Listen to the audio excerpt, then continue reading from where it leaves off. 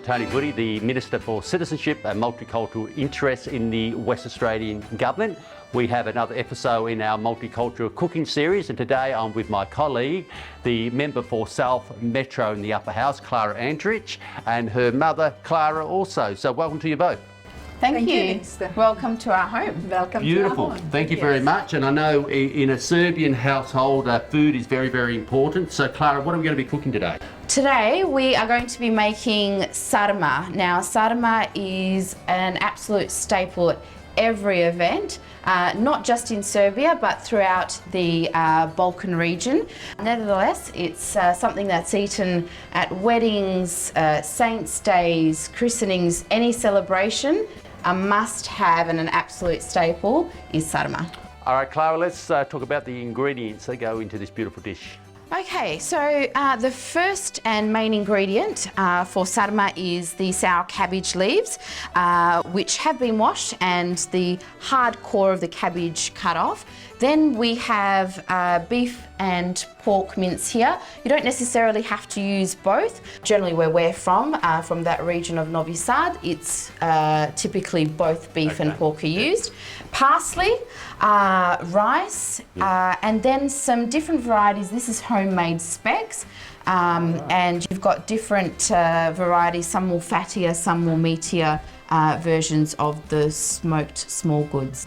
Very important, not just any paprika, but sweet Hungarian paprika.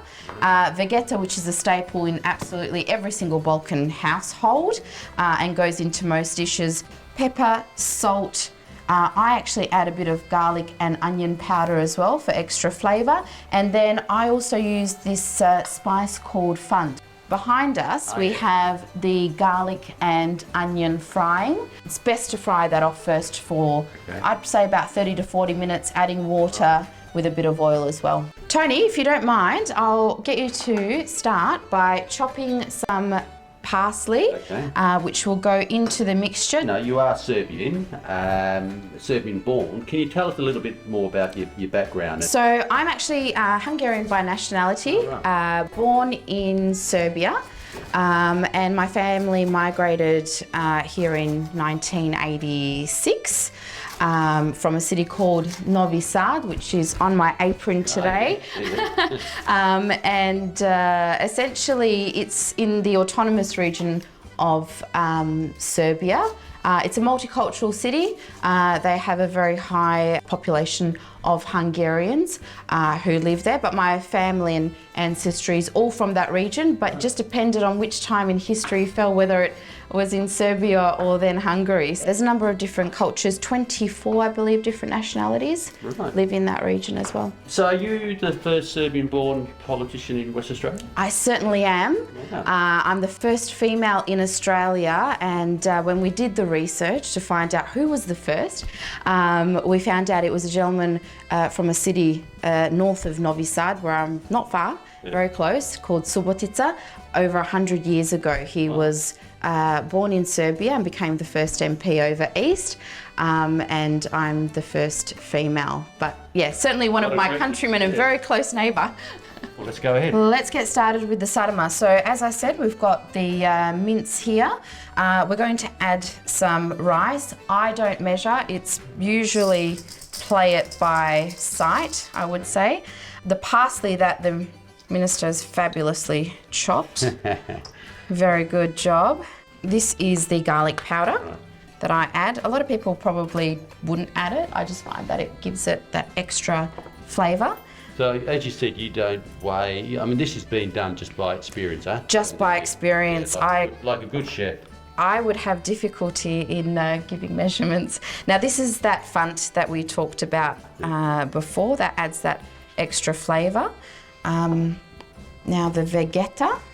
This is the absolute staple in every Balkan household. Salt. Mum always complains I don't put enough, but... But now you have vegeta, you don't need so much salt. I've got vegeta, so... Now, lots of pepper. Lots of pepper for sarma. Now, we've got some speck. We can add that. That's up personal choice whether you want to add it today or not. I'm in your hands. All right, then let's do it. So we've got the choices of the more fattier or the less fatty. I think I'll do a bit of the more fattier. Yeah. And Probably why it gives a bit more flavour. it does, yeah. The fat will certainly give it lots of flavour. Now that's the rind on the bottom, but generally I just probably do it like this. The Serbian community in WA, is it large and is it pretty proactive trying to, preserve its culture? It's certainly not as large as it is in the eastern states, but we've got a fairly decent Serbian population here in WA, living probably, I would say, all across the state. They've got the Serbian club over in Maddington. Oh yeah, not that far. It's a big club. Yeah, it's a massive club. So there's a lot of events. They've got football clubs as well, and lots of events that happen at that centre as well. So to this mixture here, we'll add the onions and garlic that have been sautéing probably for about an hour now. Right. With a bit of oil. That also helps the meat and the rice come together quite nicely as well. Oh, that's a beautiful smell. It is a good smell. Nothing quite like garlic and onions. How are we going? We're going well. We're just going to add probably a little bit more rice and the holy spice. Holy spice. Which is the sweet Hungarian paprika.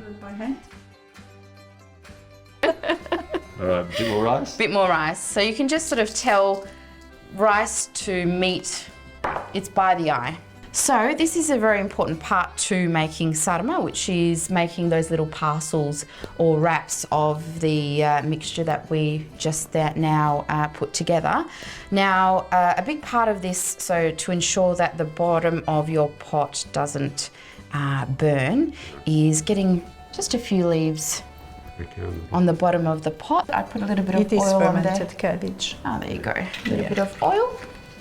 And would you like me to do the first one? I definitely want you to do the first one.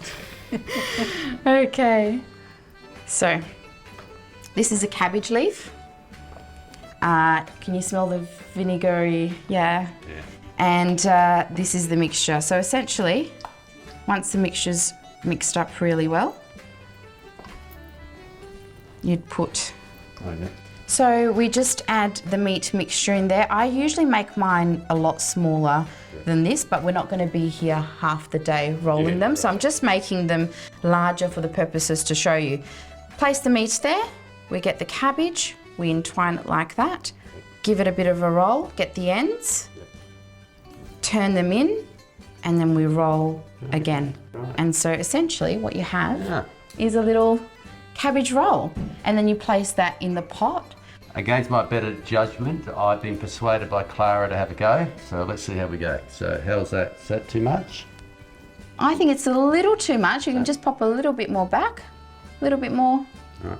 I need to make it easier for you. You do, very good. How's that? That's perfect. All right, so then... The back. Yeah. Yep. Like No, we're going to roll this back part here. All right. Yep. Roll. Now tuck in the sides, get one side, tuck it in.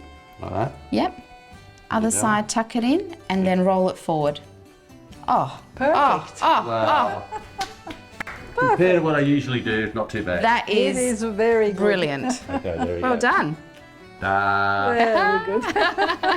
Well, Clara, we've got a few rolls here, so what do we do now? What we do now is we add some water to it, and then we put it on a very long and gentle simmer. So I'll add some of the water just slowly, just to cover, and then just a little bit of vegetable stock as well. Like I said, mainly for the purposes of flavour. Right, and now we put that on. We pop that on the stove. We can pop it on this one here. At what temperature would we have it on? A very low simmer. So I will put this one on a very, very low heat. And how long that's going to take to cook? 3 to 4 hours, 3 hours. This is a small pot. This will take a lot less. Normally, 3 hours at least. So the sarma's been cooking for an hour and a half, and what we need to do, I guess, to finish off the dish is fry off some flour in some oil. Once the flour's got a little bit of colour to it, we add the very important spice of paprika and bring that to a bit of a boil, and then we pour it over the sarma for the final stage. So that's the final stage of sarma, and we're ready to eat. Are you ready to eat, Tony? It smells beautiful, I can't wait. Let's do it. Well, Klara and Klara, let's enjoy the fruits of your labour. So give it a go. With your help, Minister. Well, a little bit of help by me. Oh yes, smells beautiful. Mm. I normally eat this with a spoon though, so there you go. It is nice. Oh, Wow. Klara, what is the Serbian word for delicious? Ukusno. Ukusna. That was just magnificent. I see all these other little treats here, so can you explain what else we've got here?